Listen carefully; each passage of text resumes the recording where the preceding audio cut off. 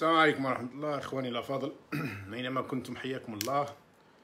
نحن اليوم الجمعة 17 أوت 2018 وتقريبا الساعة الآن 9 وربما 3 دقائق و4 بتوقيت الجزائر.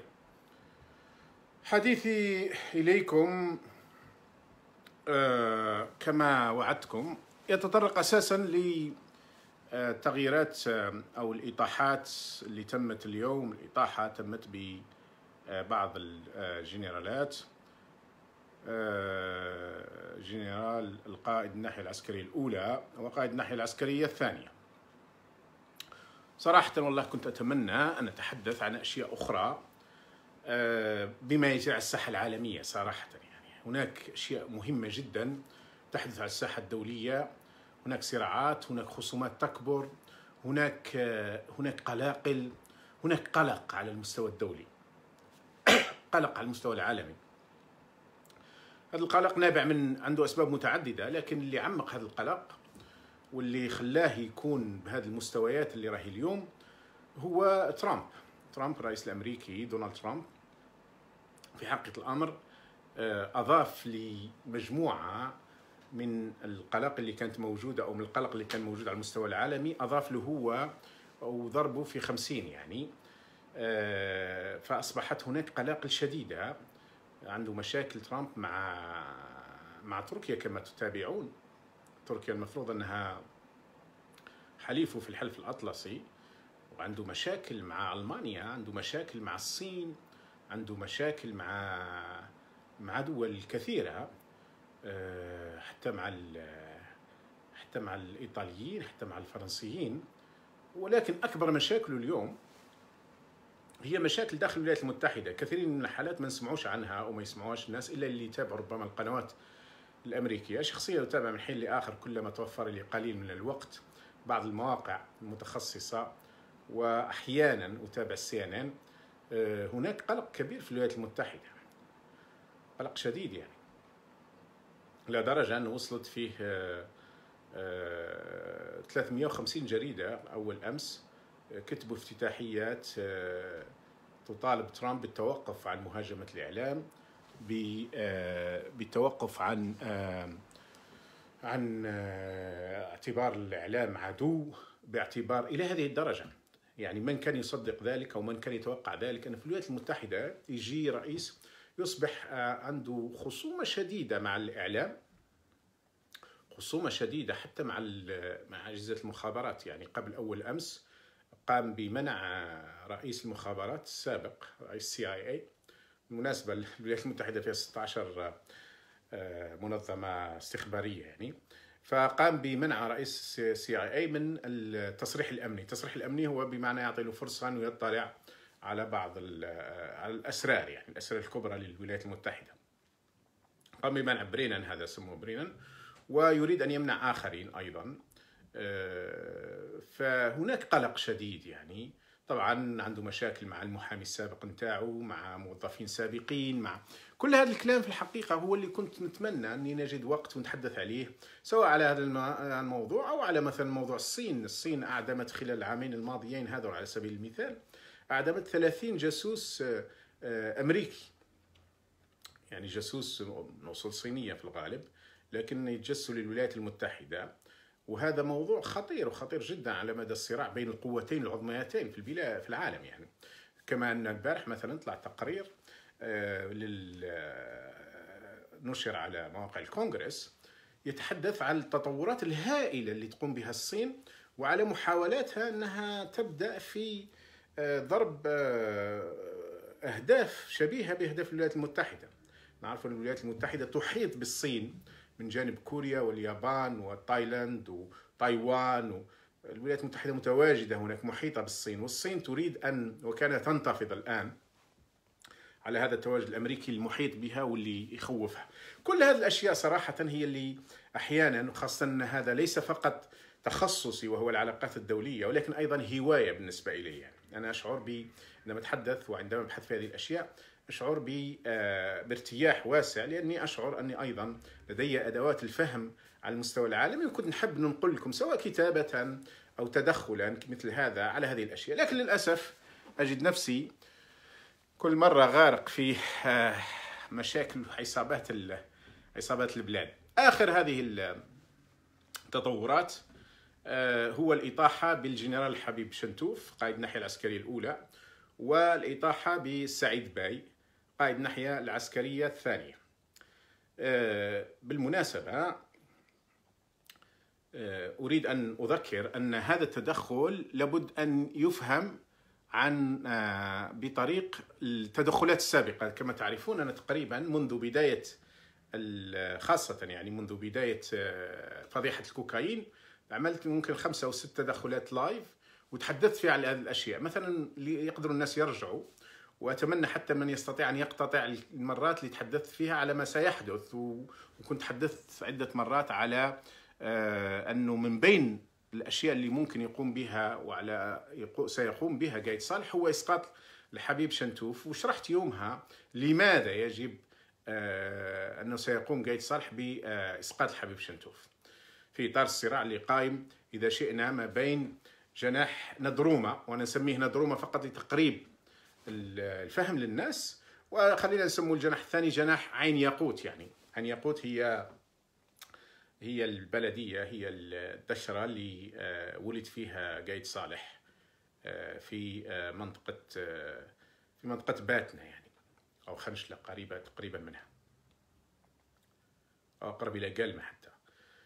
عموما خلينا نقول الصراع هذا ما بين جناحين أساسيين، هو الصراع ما بين 3 أجنحة في واقع الأمر: صراع جماعة التوفيق، صراع جماعة قايد صالح، صراع جماعة بن علي. بن علي هو قائد الحرس الجمهوري اليوم، ويشرف أيضا على ما يسمى بالحرس الرئاسي دي جي اس بي بي، وهو فريق برتبة فريق بمعنى جنرال دارمي كما يقال بالفرنسية. والجناح الثالث اللي هو راهو تقريبا في حالة كما يقولوا تقريبا في حالة سبات، أو كما يوصف أحيانا في حالة خلية نائمة تقريبا، هو جناح التوفيق، الفريق توفيق محمد مدين. والجناح طبعا المتأسد المتنمر هذه الأيام هو جناح قايد صالح. إذن من يريد أن يراجع التدخلات السابقة سيجد فيها كثير من التفاصيل. عندما تحدثت عن الإطاحة بالهامل، يوم تم الإطاحة بالهامل وإطاحة بمناد نوبة وما هو قادم آنذاك، وكنت قلت أن حبيب شنتوف سيكون في إطار الصراع على السلطة، صراع الأجنحة ما بين هذه الأجنحة الثلاث، سيكون حبيب شنتوف أحد أهم الأهداف الرئيسية لقايد صالح.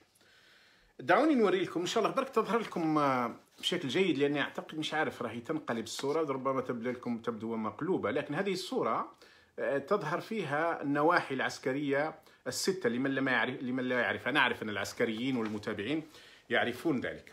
لماذا جبت لكم هذه الصورة؟ لأن في الحقيقة عندما ننظر إلى هذه الصورة نستطيع أن نفهم التقسيم العسكري الجزائري. طبعا هذه الصورة منشورة على الإنترنت، وأي واحد يقول النواحي العسكرية في الجزائر ستظهر له هذه الصورة. الجزائر إذن كما هو معلوم مقسمة إلى 6 نواحي عسكرية، على رأس كل ناحية عسكرية جنرال ونائب للجنرال وقائد للأركان. هذا هما 3 الشخصيات الرئيسية في كل ناحية عسكرية. اليوم اللي تم هو الإطاحة بهذه الناحية الأولى، رئيسها الحبيب شنتوف، واللي جنبها هذه وهران. مقر الناحية الأولى هو البليدة، ومقر الناحية الثانية هي وهران. فتم الإطاحة بهم. لماذا أقدم قايد صالح على الإطاحة بهذين الجنرالين؟ بالنسبة خلينا نبدأ بالناحية الثانية. الناحية الثانية يقودها سعيد باي. سعيد باي يقود الناحية الثانية تقريبا من 2004 بعد طرد محمد العماري، لما تحالف الجنرال توفيق يومها مع بوتفليقة وجناح بوتفليقة، وكان قايد صالح من ضمن الجناح، أطاحوا بمحمد العماري، دموي محمد العماري، اللي راه أقبر في 2012. يعني جاته صدمة قلبية هكذا، سكتة قلبية، ومات. حتى لما نقلوه من الدشرة نتاعو باش ينقلوه ما لقاوش باش نقلوه في باشي، ومات في هذيك الباشي. يوريلك يعني هذا محمد العماري، خاصة بالنسبة للشباب اللي ما يعرفوش، كان يتأله، كان يعتبر نفسه، وبالفعل من الانقلاب خاصة من 94 إلى 2004 كانت الجزائر تحت رجليه. كان هو صاحب الدبابة، وهو الذي يفعل ما يشاء في البلاد، برغم من وجود زروال في فترة معينة، ثم من وجود بوتفليقة. المهم في 2004 وقع صدام كبير جدا، وتمت الإطاحة بمحمد العماري ومن معه من جنرالات، أكثر من 20 جنرال من أهم الجنرالات، بما فيهم مثلا فضيل الشريف. هذا كان قائد القوات الخاصة، وكان أحد أجرم الجنرالات. أيضا تمت الإطاحة به، ومات هذا الجنرال فضيل الشريف في فلات، في أبارتمون في تيبازا، فيما أتذكر قبل حوالي 6 سنوات. مات سكير، يعني انتهى به الحال أنه انتهى الكوليك. لكن هذا فضيل الشريف أيضا ارتكب جرائم بشعة جدا في التسعينات. على كل الحديث فقط رجعت لكم شوية الآن. إذا قلت أنا ذاك في هذاك الوقت سعيد باي كان أحد الاستئصاليين الكبار. الجنرال هذا سعيد باي كان أحد الكبار الجنرالات الاستئصاليين، اللي حتى نكون عادلين عليه، الحقيقة لا يعرف فساد كبير على سعيد باي، يعني الفساد المادي لا يعرف عليه كثير. طبعا مستفيد، يأخذ أموال كثيرة، عنده 7-8 فيلات في عدة مدن، الشقق، عنده كل هذه الأشياء. لكن مقارنة مع الجنرالات الآخرين لا يعرف على أنه أبنائه وأصهاره مداخلين في البزنس وفي الترافيك وفي الشركات وفي التهريب وفي الكوكايين، لا يعرف عنه ذلك. حتى نكونوا عادلين مع الناس، حتى عندما لا نتفق معهم، وحتى عندما يكونوا مجرمين في جانب آخر يعني. إذن عندما تمت الإطاحة بمحمد العماري، وكان سعيد باي مقرب منه، سعيد باي أيضا مقرب من توفيق، فأنقذوا التوفيق، ما تمش الإطاحة به، وأرسلوا إلى الناحية العسكرية الثانية. وبالرغم أنه جنرال منذ سنة 97، إلا أنه لم تتم ترقيته، يعني ما تمش ترقيته إلى رتبة فريق، وكان هذا يغضب بشدة، ويعتبر أنهم حقروه إلى آخره. لكن اليوم هيتم إنهاء. طبعا سعيد باي عمره أكثر من 75 سنة، هو ينسب روحه ويقول أنه من ضباط جيش التحرير، لكن هذه ليست مؤكدة. هل بالفعل كان من ضباط جيش التحرير، أم أنهم الجماعة اللي انضموا في 61 في اللحظات الأخيرة، لما كان الاستقلال على مرمى حجر، ولما حتى فرنسا كانت تشجع البعض للانضمام إلى الجيش، لأنه كاين بزاف ناس انضموا في الساعات الأخيرة، بل بالعكس كاين ناس انضموا بعد توقيع اتفاقية إبيان في 19 مارس، انضموا عشرات الآلاف إلى خاصة إلى جيش الحدود.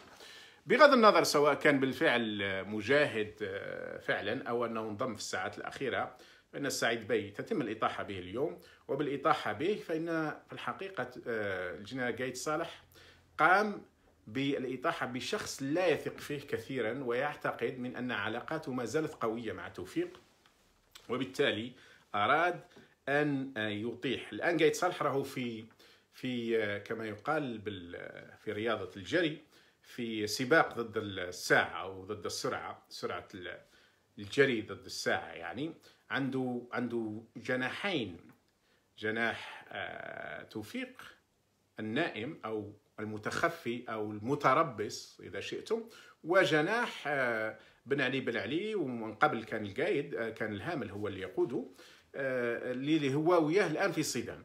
فيريد أن لا يخدعوا الجناح الثالث، يعني جناح توفيق. فقدم على إسقاط سعيد باي باعتباره أحد الأجنحة أو أحد الشخصيات الرئيسية المركزية اللي كانت قريبة من توفيق، واللي صديقه، واللي ما زال على اتصال به. يعني هذه هو ربما السبب الرئيسي، إضافة إلى أن طبعا القايد صالح يريد أن يسيطر على هذا المنصب، لأن كما قلت لكم الناحية الثانية بمعنى أن نتكلموا على وهران وما جاور وهران إلى الحدود المغربية، نزولا إلى تقريبا حوالي 600 أو 700 كيلومتر جنوبا تقريبا 600 كيلومتر جنوبا. كل هذه المنطقة تعتبر منطقة وهران، طبعا تضم استغانم، تضم كل تقريبا الغرب الجزائري، الغرب الأقصى يعني.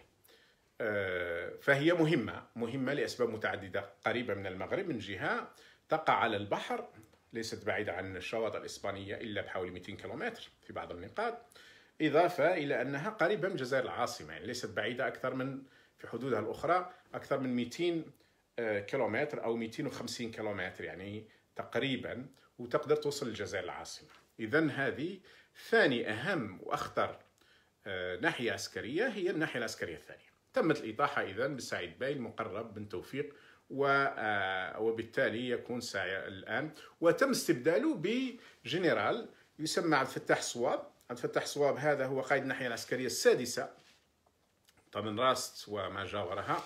طبعا الناحية العسكرية السادسة هي هذه أكبر ناحية من الناحية الجغرافية، تقريبا هي ثلث الجزائر، يعني إذا كنت تشوفوا في الصورة هي ثلث الجزائر، لكنها إذا كانت عندها بعض الأهمية الاستراتيجية من ناحية الحدود، أنها عندها حدود النيجر، حدود مالي، حدود موريتانيا إلى آخره، لكنها من ناحية النفوذ ما هيش حاجة كبيرة. يعني النفوذ يتركز في الناحية الأولى، الناحية الثانية والناحية الخامسة، بوليدة وهران وقسنطينة. عبد الفتاح صواب طبعا من المقربين من قايد صالح، هو اللي رقاه، هو اللي وصله، يدين له بولاء كبير جدا جدا، حتى فيه شخص قال لي أنه يعتبره وكأنه الوالد، يعني من شدة الاحترام، مش فقط الاحترام العسكري والخوف العسكري، ولكن وكأنه والده يعني، برغم أنه صواب أيضا كبير يعني. خلونا نرجع للأخطر من البيسال سعيد باي، هو الحبيب شنتوف. الحبيب شنتوف هذه يا جماعة اللي راه يشوفني يعني عارف راكم تشوفوا باللي هذه هي اليسرى، لا هذه يميني، فأنا لا أشرب باليسرى، أشرب باليمين، بالرغم أن هناك طبيا هناك حوالي 8% على مستوى العالم مساكين ما عندهمش خيار، هما دي غوشيست يعني يمشوا باليسر، لكن أنا الحمد لله أمشي باليمين وأشرب باليمين، لكن راهي تظهر لكم على اليسار، فلا أريدكم أن تبعثوا تعليقات أو تنزعجوا يعني. فقلت بالنسبة للحبيب شنتوف، حبيب شنتوف من جماعة بن علي بن علي، جماعة الهامل، جماعة من ندنوبة، كل هذه المجموعة من كلون ندرومة إذا كما أطلقنا عليه، مع احترامنا لإخواننا في ندرومة. الإطاحة به كانت ضرورية ومركزية وأساسية، لأن الناحية العسكرية الأولى هي اللي تسيطر على العاصمة. الناحية العسكرية الأولى تسيطر على العاصمة، مقرها المركزي هو البوليدة، تسيطر على العاصمة، تصل إلى غاية بجاية تقريبا من ناحية الشرق، وإلى ما بعد شلف من ناحية الغرب قليلا، تقريبا إلى مستغان تقريبا يعني، وتصل جنوبا إلى سعيدة من ناحية الجنوب الغربي، والجنوب الأوسط تصل تقريبا إلى لغواط، ما تضمش لغواط لكنها تقريبا إلى لغواط، ضم الجلفة وإلى آخره. هذه المنطقة طبعا هي اللي سيطر عليها، لا يمكن أن يقع انقلاب عسكري بدون أن تكون هذه المنطقة في متدخلة فيه، إما متدخلة فيه سلبا أو إيجابا يعني إما يتم السيطرة على قيادتها ويقوم آخرين بالانقلاب، أو لأنها هي هنا كاين أكثر من 60,000 عسكري، أحيانا يصلون إلى 90,000 عسكري، وإذا أضفنا لهم الدرك يستطيعون أن يصلون إلى 120-130,000 عسكري ببساطة يعني. هنا تتركز القوة الأساسية، وهنا هذه الناحية تشرف على فيه مراكز مخابرات، في مراكز للدرك، في مراكز للتعذيب، في مراكز للتدريس، في مدارس، في يعني قلب الجيش الجزائري إذا شئنا هو هنا. نعم هناك نواحي مهمة مثل بشار، كل نواحي مهمة، لكن هذه هي الأخطر من ناحية الاستراتيجية، من ناحية الحساسية، من ناحية قربها من مراكز السلطة في الجزائر العاصمة. كما تعرفون الجزائر العاصمة تتركز فيها السلطة ويتركز فيها الحكام في الجزائر، والمدن الأخرى ليست لها قيمة كبيرة جدا يعني فيها بزنس ربما في عنابة في وهران لكن من حيث السلطة هي في العاصمة. فكان لابد لقايد صالح أن يقوم بإسقاط الحبيب شنتوف، لكن تركه خلاه شوية، أعطاه وقت حتى يقوم بعمليات أخرى كان لابد أن يقوم بها. ولذلك الحقيقة اللي راه يقوم بهذه الأشياء ليس قايد صالح. قايد صالح صراحة مستواه الفكري ومستواه العقلي محدود، ومستواه أنا كما قلت لكم تقريبا عرفت عليه أشياء لما دخلت ندير في الخدمة العسكرية نتاعي في ماي 87. كان هو بقى رئيس ليفور أو مدير أو قائد ليفور تكوين ضباط الاحتياط في البليدة إلى غاية مارس 87. أنا دخلت في ماي، فكانوا عندي زملائي وأصدقائي كانوا يحكون عليه. فالقايد صالح إنسان يعني شبه أمي تقريبا، يعني شبه أمي يعني. صحيح عنده الذكاء الطبيعي لكنه ليس الذكاء المنطقي العقلاني الذي يفهم تحليل، يفهم الصراع، يفهم، ما عندوش هذه. محيطين به مجموعة، وأنا كنت ذكرت لكم المرتين الماضيتين أهم الأسماء نتاع الجنرالات، وإن شاء الله لما أجد وقت راح نقول لكم على الشخصيات الرئيسية المحيطة به والمؤثرة في قراره. فهو يتخذ في قرار مع مجموعة محيطة به تقدم له في النصائح لما يقوم به وما يجب أن يقوم به. إذن بالإطاحة بالحبيب شنتوف وبوضع أحد أقرب المقربين منه علي سيدان، قائد أهم مدرسة عسكرية في الجزائر، مدرسة شرشال، يكون قايد صالح قد سيطر على النواحي الستة. فيها الآن رجال. انتهى الموضوع. انتهى النفوذ نتاع جماعة نضرومة، انتهى النفوذ نتاع جماعة توفيق، انتهى النفوذ نتاعهم للاثنين فيما يتعلق بالقادة، يعني فيما يتعلق برؤساء النواحي، قادة النواحي الستة. الآن كما تعرفوا وكما تحدثنا من قبل، قائد الناحية العسكرية السادسة هو أيضا تم تعيين واحد جديد، وهو محمد عجرود. هذا هو كان قائد لابريمير أو المدرعة لابريغاد، يعني الأولى اللي هي في من قبل حدثتكم عليها. كل حال هذا محمد عجرود هو اللي الآن خلف صواب، عبد الفتاح صواب، في الناحية السادسة. هذا أيضا مقرب من، طبعا ربي يكون مع ناس، خاصة الناس الناحية العسكرية السادسة، ربي يكون معهم بوصول هذا الفاسد المفسد المجرم عجرود، اللي صراحة كتبوا لي عشرات الناس، صف ضباط يشتكون منه بطرق مختلفة، لكن فيه أكثر من واحد اللي حدثني بتفاصيل، لكن كثيرين يشتكون منه بشكل كبير. فإن شاء الله يكون مع، خاصة أنهم يعيشوا أصلا في الصحراء وفي أوضاع صعبة جدا. يعني عندما أقول الصحراء يعني الصحراء الكبرى مش الصحراء الصغرى يعني. فهم أصلا يعيشوا في أوضاع طبيعية صعبة للغاية، إخواننا اللي راهم هناك العسكريين، وراح يجيهم محمد عجرود، هذا أحد المفسدين نتاع الصحة. إذا الناحية العسكرية السادسة يقودها الآن محمد عجرود، مقرب من قايد صالح. الناحية العسكرية الخامسة يقودها عثيمينية، هذا وسبقا حدثتكم عليه، مع أحد المقربين من قايد صالح أيضا. الناحية العسكرية الرابعة يقودها شريف عبد الرزاق.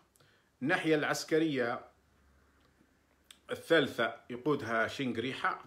والآن الناحية العسكرية الثانية يقودها عبد الفتاح صواب، والناحية العسكرية الأولى يقودها علي سيدان. وبذلك يسيطر القايد صالح على النواحي العسكرية الأساسية. بطبيعة الحال أكثر يعني نواب هذه النواحي وأكثر قادة الأركان موالين له أيضا، وكان عمل تغييرات في داخلهم.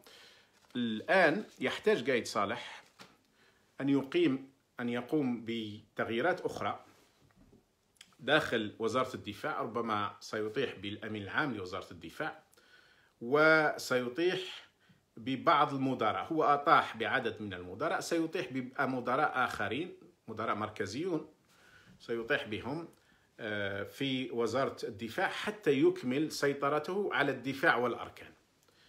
أما فيما يتعلق بالجزء الآخر وهو جنرالات الرئاسة واللي يقودهم بن علي، فهذه معركة قادمة.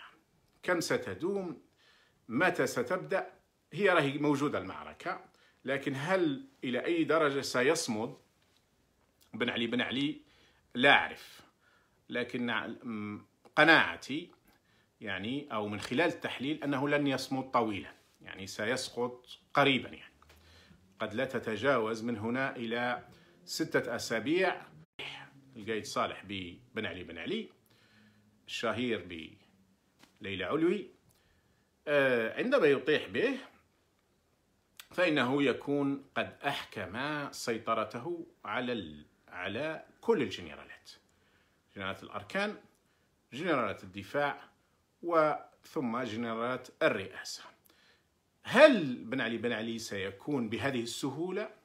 هل جماعة نضرومة ستكون بهذه السهولة وهم يرون أن السلطة والنفوذ اللي أعطاها لهم بوتفليقة واللي أخذوه بقوة أو بنفوذهم بقربهم سيقبلون؟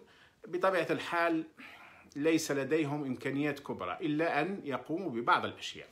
من بين هناك مخاطر اليوم بالنسبة للقايد صالح. قايد صالح ما يخشاه أو المحيطين به معه هو أن يصدر قرار ينسب إلى عبد العزيز بوتفليقة مثل اليوم. مثلا اليوم لما صدروا القرارات قالوا أن الرئيس عبد العزيز بوتفليقة يقوم بتنحية شنتوف، حبيب شنتوف وسعيد باي، ثم جاء بعد ساعة أو ساعتين تعيين فلان وفلان وفلان. أخشى ما يخشاه قايد صالح والذين محيطين به هو أن يصدر قرار عن طريق السعيد بوتفليقة ومن معه، وربما بتحريض من بن علي وبعض جنرالات الرئاسة، ويقول بأن الرئيس قد أقال قايد صالح وعين فلان الفلاني، على الأرجح بن علي مكانه أو غيره. فهذه يخشاها قايد صالح، لأنه في الحالة هذه سيكون أمامه أن يقدم على انقلاب، وهو لا يريد أن يذهب في هذا الاتجاه. هذا الاتجاه بالنسبة له قد يحدث له بعض المشاكل على المستوى الداخلي، ولكن خاصة على المستوى الخارجي، وأيضا قد يحدث بعض الخلخلة داخل الجيش، ولا يريد أن يذهب هذا الاتجاه. لكن هو يخشى من هذا، يخشى بهذه الخدعة، بالرغم من أنه يعرف أن قادة الأركان وقادة النواحي وجنرالات الذين معه لن ينفذوا، لأنهم هو الذي وضعهم، هو الذي الآن مقربين منه إلى آخره. الأمر الآخر اللي يخشاه هو أن يتم اغتياله بطريقة أو بأخرى. تسمم مثلا الآن نحن نعرف أنه على الأرجح أن إسماعيل العماري أحد كبار المجرمين، نائب توفيق حتى هلاكه في أوت 2007، على الأرجح أنهم قتلوه سم أدى بسموم معينة. طبعا الآن السموم ليست كما كانت زمان، يعني الآن السموم تظهر في أشياء مختلفة وبطرق مختلفة، أحيانا عطر فقط هو السم يقتل. طبعا جاته صدمة دماغية، واللي يعرفوا يقولوا أنه لم يكن يعاني حقا من أمراض القلب، لكن جاته سكتة قلبية. البعض يقول أن حتى محمد العماري تم اغتياله بنفس الطريقة بعد ذلك بسنوات، لكن اللي شبه متأكدين منه الآن هو إسماعيل العماري. فهو هذا اللي يخشاه الآن أيضا قايد صالح. ما يريده، وهو الآن على اتصالات واسعة مع الأمريكيين ومع الفرنسيين، ليس مباشرة كما قلنا. قايد صالح تقريبا حتى الاتصالات مع الضباط أجانب يجد فيها صعوبة، لأنه لا يتحدث لا الفرنسية جيدا، طبعا الإنجليزية ملك عمره لا يسمع بها، يسمعوا برك أنه يتكلم، يسمع باللي كاين حاجة اسمها الإنجليزية، والعربية وبعيدة عليه شوية، يعني حتى لما يقرأ من الورقة أحيانا يرتكب أخطاء ما يرتكبوهاش ربما تلاميذ في السنة السادسة ابتدائيا. فهو عنده جنرالات محيطين به، هما اللي راهم يقوموا له بالاتصالات. المرة اللي فاتت حدثتكم على واحدة مشرفة على 5+5، في هذا زراد، في مجموعة من الجنرالات هما يجروا الاتصالات. بالنسبة للأمريكان وبالنسبة الأمريكان والفرنسيين اللي يهمهم. طبعا هذه برك نفتح بين قوسين، كثير من الناس مرات يقولوا لي باللي راهو كاين وربما التطهير. فيش حاجة اسمها تطهير يا إخوان، ما فيش شيء اسمه تطهير. وفيه شرفاء داخل الجيش يقودهم قايد صالح، هم اللي راهم يطيحوا بفرنسا وبضباط فرنسا وبضباط مش عارف. لا، هذا مش، هذا حكايات، ربما رغبات، أمنيات. بعض الناس أحيانا يأخذوا رغباتهم وأمنياتهم كتحليل. ولذلك أنتم تشوفوا أنا في التحليل لا أقوم بالتحليل الرغبوي، يسموه بالإنجليزية الويشفul thinking. هذا الويشفul thinking يعني تقول ما تريد أنت، ما ترغب في أنت أن يحدث. هذا الشيء ما أرغب فيه أنا أن يحدث، مثلا أن يطاح بكل هؤلاء المجرمين وأن يقدموا للعدالة وأن يدخلوا السجون إذا كان يجب أن يدخلوا السجون، وأن يعطى الشعب الجزائري حريته، تقرير مصيره، يختار نظامه، تقوم حكومة راشدة، يقومون وزراء أكفاء، مدراء أكفاء، ولاة أكفاء، قضاة أكفاء، سفراء نزهاء. هذا ما أريده، لكن هذا شيء والواقع شيء آخر. فأنا عندما أتحدث إليكم في هذا الموضوع أنا أتحدث إليكم كتحليل وليس ما أريده أنا. فالبعض الناس يخلطوا ما بين ما هم يرغبون فيه وما بين ما هو حادث في الفعل. كل هذا الصراع هو صراع على السلطة، هو صراع على النفوذ، هو صراع على المال، هو صراع على المراكز، هو صراع على القوة. هذا ليس صراع من أجل الجزائر، ليس صراع من أجل أن هذا جناح فاسد دعنا نطرده ونأتي بهذا جناح جيد، ليس هذا وطني وهذا غير وطني، كلهم خوانة. قايد صالح هو من وافق على مع بوتفليقة على مرور الطائرات الفرنسية لقصف الماليين والنيجيريين باسم الحرب على الإرهاب. يعني نفس الطائرات اللي كانت تقصف الجزائريين والقرى الجزائرية والمدن الجزائرية والشعب الجزائري، مش المدن، ربما القرى والجبال والدشور إلى آخره، هي نفسها اللي قصفت في مالي، نفسها. الفرق 50 سنة فقط باسم الحرب على الإرهاب. أيضا طائرات فرنسية لما كانت تقصف الجزائر كانت الحرب على الإرهاب. المجاهدين الشهداء رحمهم الله والحقنا بهم إن شاء الله. إذن ما عندوش مشكلة في هذه، ما عندوش. وقام بالتنسيق مع الفرنسيين، وكان قائد، يعني كان قائد للأركان، وكان بعدها نائب لوزير الدفاع، وكان مازال ينسق معاهم، ما عندوش مشكلة. قايد صالح ما عندوش مشكلة. وبعدين نعرفوا الفساد اللي قايمين به أولاده وأصهاره، ويعني عنابة، نصف عنابة يملكونها وينهبونها، وهران العاصمة هو لديه عدة فيلات بما فيها فيلا للعبث في عين نعجة، يعني فيلا رئيسية في عين نعجة في دايرها للعبث، يعني الفساد، يعني فساد كبير. فأي حديث على أنها لا، هؤلاء كلهم جميعا داخل الجيش فيه شرفاء ما في شك، فيه جنرالات شرفاء ما في شك، في ضباط كبار شرفاء ما في شك، في يريدون تغيير الأوضاع ولا يقبلون هذه الأوضاع ما في شك. في بعض حتى بعد ما تواصل معي، يعني لا أستطيع أن أتحدث في هذا الموضوع أكثر حتى لا أسبب أي إشكال، لكن هناك شرفاء، هناك مخلصين، هناك داخل الجيش ما في شك، لكن القرار ليس في أيديهم. وما يحدث اليوم هو صراع على السلطة، على النفوذ. هناك إذا قلت نرجع للدور الأمريكي الفرنسي، أو قبل الدور الأمريكي الفرنسي خلينا نحدثكم على ماذا يريد أن يفعل قايد صالح بهذا الموضوع. هل يريد أن يذهب في عهدة خامسة لبوتفليقة، أم يريد أن يصبح هو الرئيس، أم يريد أن يأتي بشخص آخر يضع بدل بوتفليقة، وإذا فعل من هو هذا الأشخاص إلى آخره. هذا هو ربما السؤال الآن الرئيسي. وقايد صالح يمسك بقوة على مراكز القرار داخل الجيش، ومن خلاله يمسك بمراكز القرار داخل الحكم. فإن أمام قايد صالح احتمالات 4 أو 5. الاحتمال الأول هو أن يبقي على الرئيس المحنط ويذهب به في عهدة خامسة. قناعتي، وحتى لا أطيل عليكم كثيرا، أنه هذا احتمال ضعيف. أنا من الذين يعتقدون أنهم لن يذهبوا إلى عهدة خامسة ل70 سبب. لا نتحدث الآن عن الأسباب حتى لا أطيل في الموضوع، لكن لعدة أسباب. إن شاء الله راي ما يزال جي أيام وسأتحدث عليكم لماذا لن يذهبوا إلى عهدة خامسة. إذن ما هو الاحتمال الثاني؟ الاحتمال الثاني أن يذهب قايد صالح هو يصبح الرئيس. ولما لا؟ رسميا هو عمره 78 سنة فقط، صغير. وإذا نظرنا إلى شرقا إلى تونس، فمثلا السبسي عمره 93 سنة. طيب معناه قايد صالح أصغر منه حتى ب15 سنة. وبالعكس السبسي هو مقبول غربيا، مقبول ويتعاملوا معاه ومازال يفتي، والبارح أو داخل في فتوى والإرث ما الإرث إلى آخره مثلا، ما زالوا يقوموا ويدور دور. إذن فهو يرى نفسه صغير، يعني مقارنة مع السبسي صغير. هذه من ناحية السن.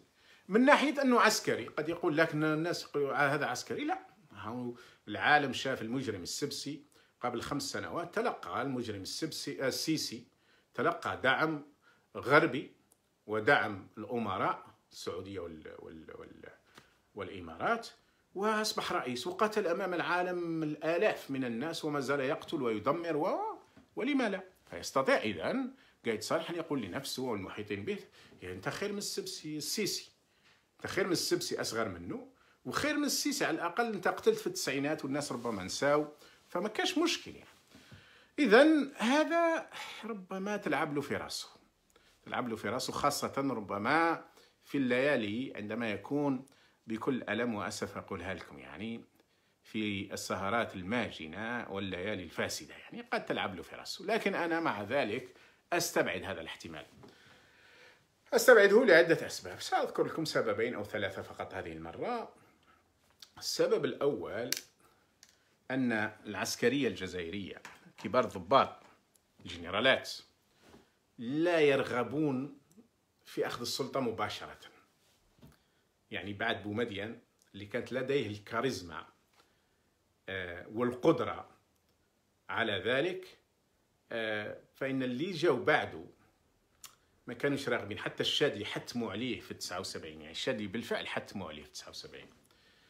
وبعد الشادلي لم يكن خطيبا مفوها، وهذا مهم جدا عندما تكون رئيس أو تكون في مركز عالي في السياسة، ولم يكن قادر على فهم التعقيدات الهائلة لإدارة الدولة. إدارة الدولة ليس شيء بسيط، العلاقات الخارجية، صراعات الداخل، صراعات ما بين الأطراف، الأجنحة، الأحزاب، الشعب، أشياء كثيرة. فيعني التجربة تاع الشادلي ما شجعتهمش، وانتم تعرفون أنهم أطاحوا به، لأنهم الشادلي لقاو ديمقراطي كثير فأطاحوا به في 92. وحتى عندما اضطروا جابوا زروال في 94 عاودوا طاحوا به في 98. فجنرالات الجزائر إذن ليسوا متحمسين جدا للسلطة، على الأقل اللي راهم الآن، يعني اللي راهم ظاهرين في الصورة بما فيهم قايد صالح. إذن فهو لن يتحمس لذلك، أي أن المحيطين به لن يشجعوه، ربما المحيطين اللي فاهمين، ليس المحيطين اللي يحبوا فقط المهم أن يكون رئيس، فلن لن يشجعوه على أن يكون رئيس.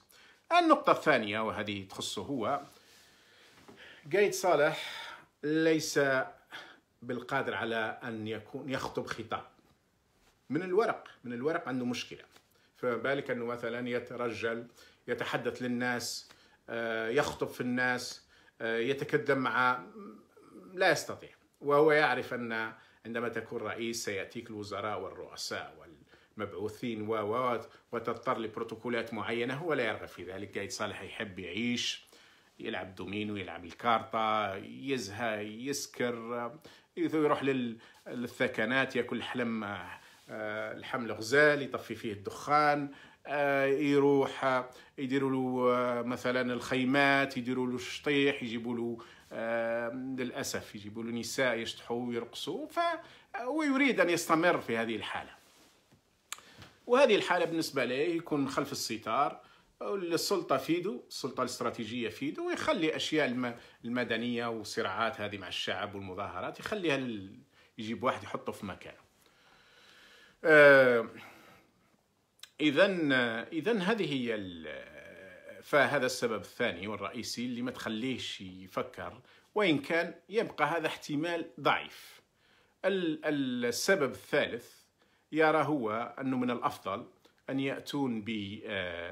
أن يأتون بشخص يتحكموا فيه ويديروا الأمور من وراء الستار، من أنهم يواجهوا، لأنهم عارفين أن هناك غضب شعبي يكبر يكبر كل يوم في جهات ناس في أماكن تشر الآن تعبانة جدا، مدن تعبانة، قطاع المياه، قطاع الكهرباء، الصيف هذا حرق الناس، ارتفاع الأسعار. الآن هاو العيد كثير من الناس لا تستطيع أن تشتري كبش العيد، العسكريين القدماء منتفضين بكل فئاتهم، ففي واللي راه جاي أكثر، ناهيك على التعقيدات اللي راهي جاية مع الانتخابات القادمة إلى آخره. فهذا أيضا سبب آخر ما يخليش.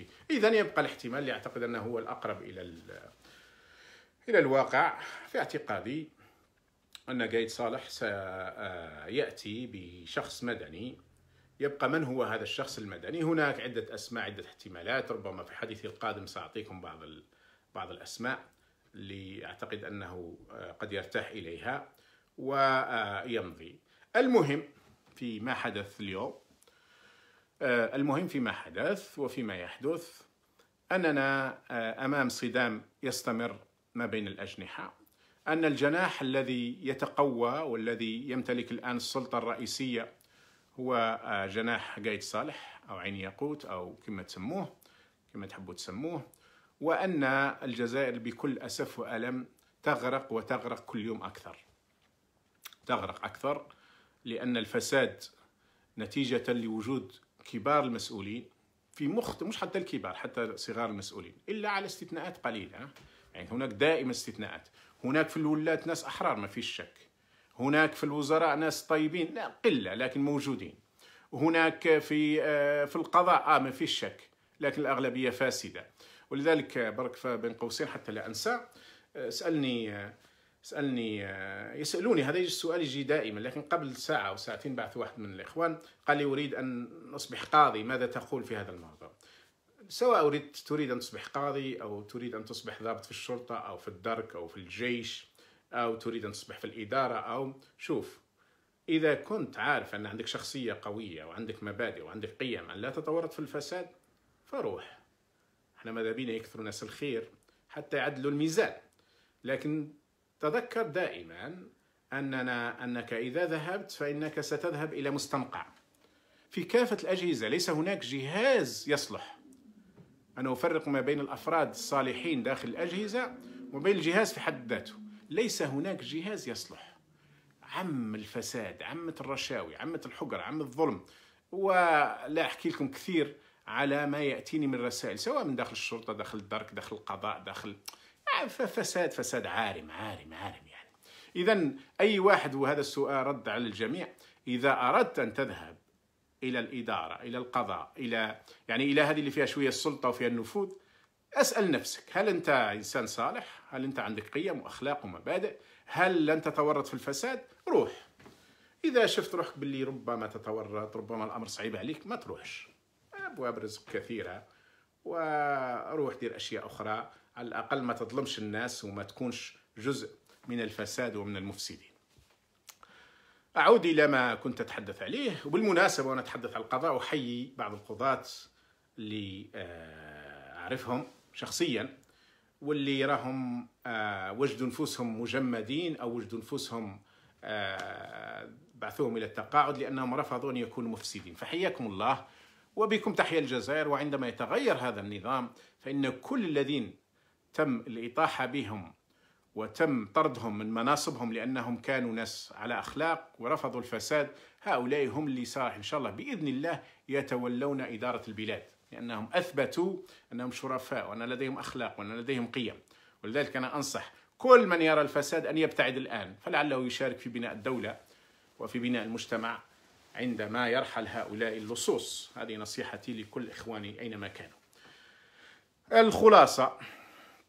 خلاصة الموضوع إخواني، نحن أمام ظروف عصيبة قادمة. من هنا إلى أكتوبر ستزداد الاحتجاجات، خاصة ابتداء من النصف الثاني من سبتمبر. أكتوبر تقليدية في الجزائر تكثر فيه الاحتجاجات، تعم فيه، لأن الناس خلاص تكون تخنقت وتجد أنها فرصة تتحرك. نوفمبر راح يكون عصيب، وأنا أعتقد أنهم ربما في نوفمبر، ربما في أكتوبر، في نوفمبر يتم يتم إزاحة بوتفليقة باعتباره أنه هو الذي يطلب ألا يترشح، وأنه بهذه الطريقة يضحي، وأنه بالرغم أنه لن يكون مسكين عارف حتى وش وراه. راح يديروا فيلم، لأن قايد صالح عنده واحد الولاء هكذا خاص لبوتفليقة، لأن بوتفليقة نجاه كما كنت حكيت لكم مرتين أو ثلاثة أو مرة، أو في 2002 لما العماري كان يريد أن يطرده إلى الأبد. ف دائما عنده هذا الولاء، وهذه في الحقيقة تحسب لقايد صالح. وأنا أذكره بشيء فيه، هو أنه فيه الوفاء. يعني قايد صالح يعتبر، أو الناس اللي يعرفوا في الغالب، يعني في الغالب مش دائما، لكن في الغالب الناس اللي تعاملوا معاه يقولون أنه فيه فساد وفيه كذا، لكن عنده نوع من الولاء يعني، أو الوفاء. فهو عنده وفاء خاص لبوتفليقة. فإذا بقى بوتفليقة من زال حي، والأعمار عند الله، قد نسبقه نحن حتى في الموت، لكن إذا بقى بوتفليقة من زال حي فإن الاحتمال الأكبر هو أن يجيبوا مسرحية ويقولوا أن بوتفليقة قرر أن ينسحب لمصلحة البلاد ولمصلحة. هذا إذا لم يحدث صدام مع بن علي ومع السعيد بوتفليقة، صدام مفتوح.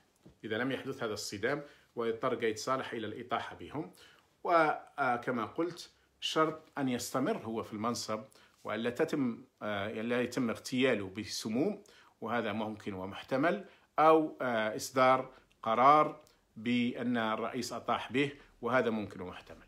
الآن ما هو دور القوى الكبرى؟ القوى الكبرى فرنسا وأمريكا بشكل خاص هي اللي عندها النفوذ اليوم في الجزائر. طبعا النفوذ الفرنسي أكبر.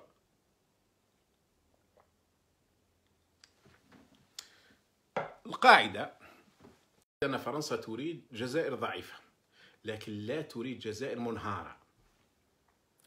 تريد جزائر ضعيفة، بلد ضعيف، نظام سياسي ضعيف، نظام تربوي ضعيف، اقتصاد ضعيف، سياسة ضعيفة، صناعة ضعيفة، زراعة ضعيفة. نعم تريدها فرنسا، لكن لا تريد فوضى في البلاد، لأن الفوضى في البلاد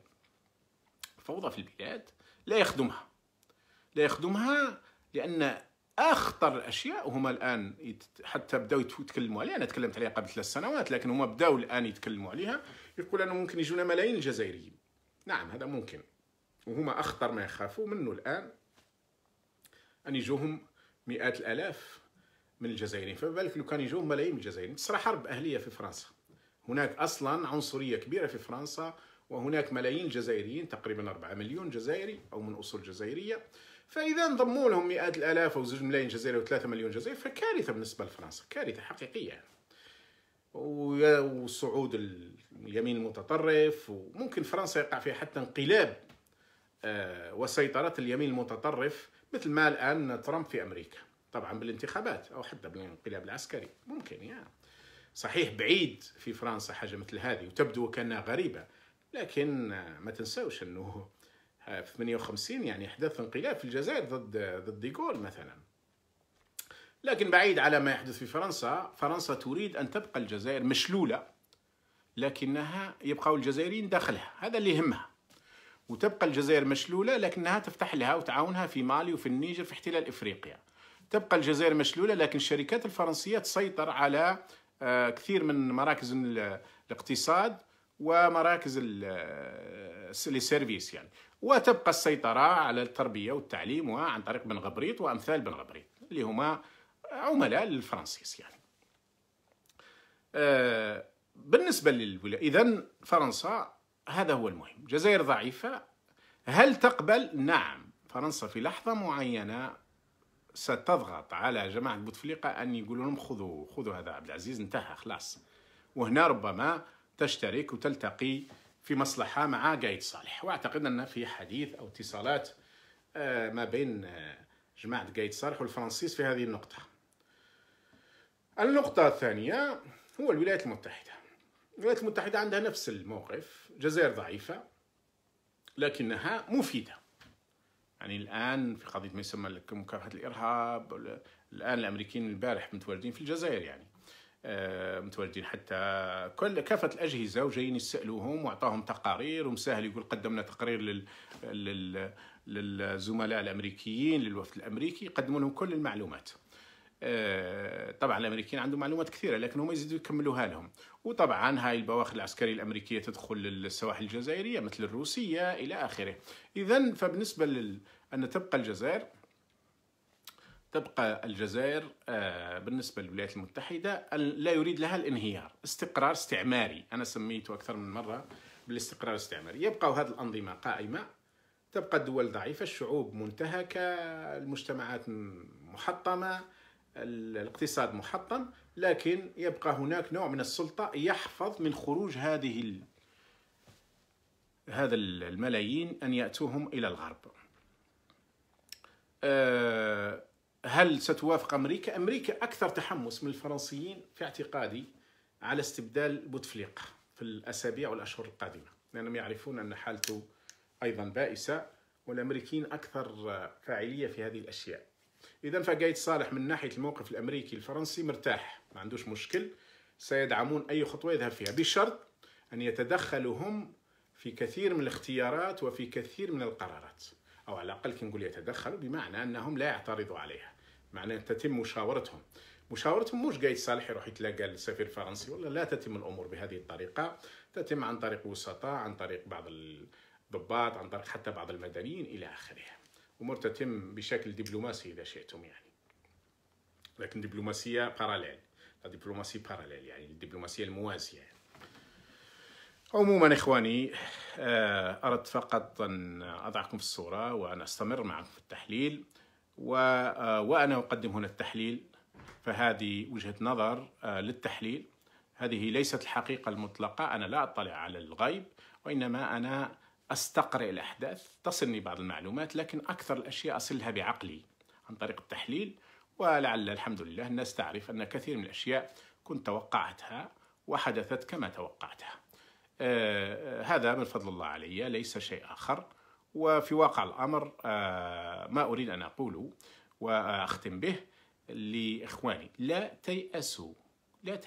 كثير من الرسائل اللي تأتيني الآن فيها يأس، ويأس كبير جدا. لا تيأسوا، أنتم هذه معركة، هذا وطنكم، عليكم أن تفكروا كيف إنقاذ الوطن لإنقاذ أنفسكم وإنقاذ أسركم، يعني القضية تخصكم حتى بشكل خاص. إذن لا تيأسوا ولا تسمعوا للذباب الإلكتروني أو للمداخلة، لأن المداخلة طبيعة الحال هم ذباب إلكتروني، لكن ذباب إلكتروني ملتحي. عندنا ذباب إلكتروني المودرن وعندنا ذباب إلكتروني الملتحي، فلا تسمعوا لهم، لأنهم هؤلاء ينشرون الأكاذيب، ينشرون الإشاعات، ينشرون، ويريدك أن تيأس وأن تقبل الوضع كما هو، يقول لك هذا هو ربي يريد هكذا. سبحان الله، سبحان الله العظيم أن يقبل أن يكون الحاكم ظالم وأن يدعمه الإسلام. الإسلام جاء صرخة في وجه الظلم والظالمين، وأعظم جهاد كلمة حق في وجه سلطان جائر، وسيد الشهداء حمزة، ورجل قام إلى حاكم، إلى أمير، أمره فنهاه فقتله. هذه هي الحقيقة، وهكذا يجب أن تكون. تحياتي لكم إخواني أينما كنتم، السلام عليكم ورحمة الله وبركاته.